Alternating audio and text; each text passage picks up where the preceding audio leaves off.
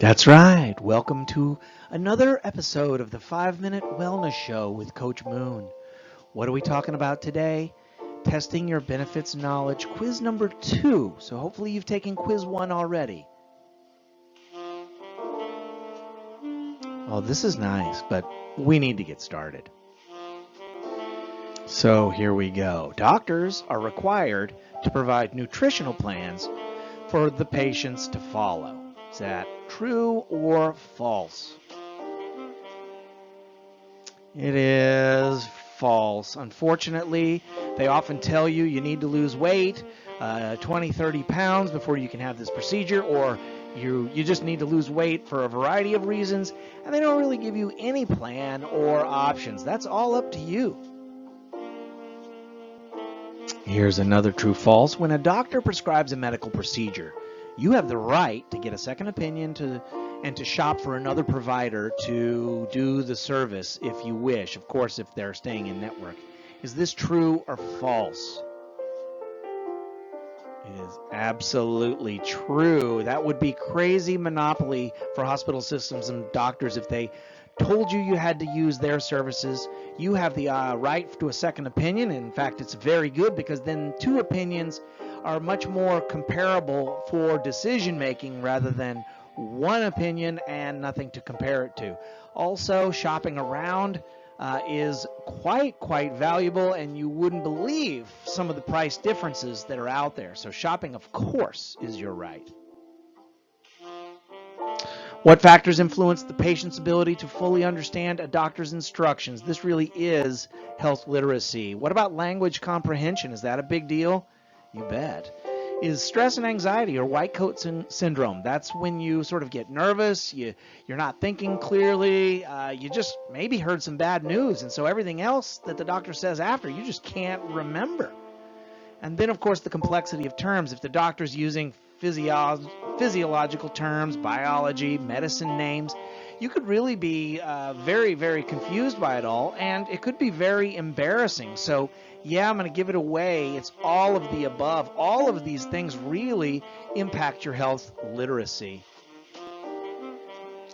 So regarding physicians' fees, which one of these is true? Is it doctors must follow a strict pricing guideline?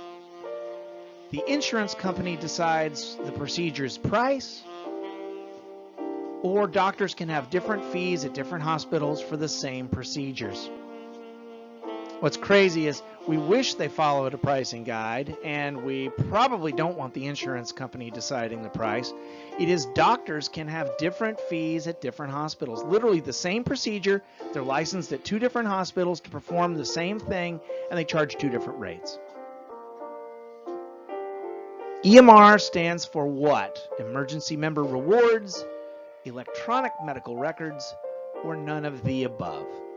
Hopefully you got this one, electronic medical records, right? Ever since we've gone digital, we've been converting data from paper to digital, and that's supposed to be great because Amazon can conduct a sales transaction with one click, but you would be surprised how difficult it is for hospitals and service providers to actually share medical records. And so which of these are options for you to choose from when it comes to your benefits plan coverage? Is it a consumer-driven health plan, a flexible savings account, a health savings account, all of the above, or none of the above? Are these options for your health plan's benefit coverage? Yes, they are. All 3 types of plans give you more control over health spending and health saving. Doctors' offices and medical service providers are required to transfer all your medical records to all services involved in your care. Is that a yes, a no, a yes, but only if you request it, and no, they cannot, to protect your privacy? Which is it? Yes, but only if you request it. Very important. It is protecting your records, But you could be going to two different doctors and they don't know that the other doctor prescribed a certain medication. And so one doctor may put you on a plan that really counters or has side effects with this medication that your other doctor prescribed. So this could be very, very difficult. And that's why understanding EMR and getting all your service providers on the same page is very important. So PHI refers to what? I've already mentioned it a couple of times. Is it the primary hospital index? Is it principal health indicators? Or is it your personal health information? Yes, it is your personal health information. Great job. I hope you did well with your answers. Once again, we are available to help you with your questions. All this information is provided on Connects, and I hope to see you again for another episode of Health Literacy here at the Coffee Shop Wellness Show. Coach Moon, out.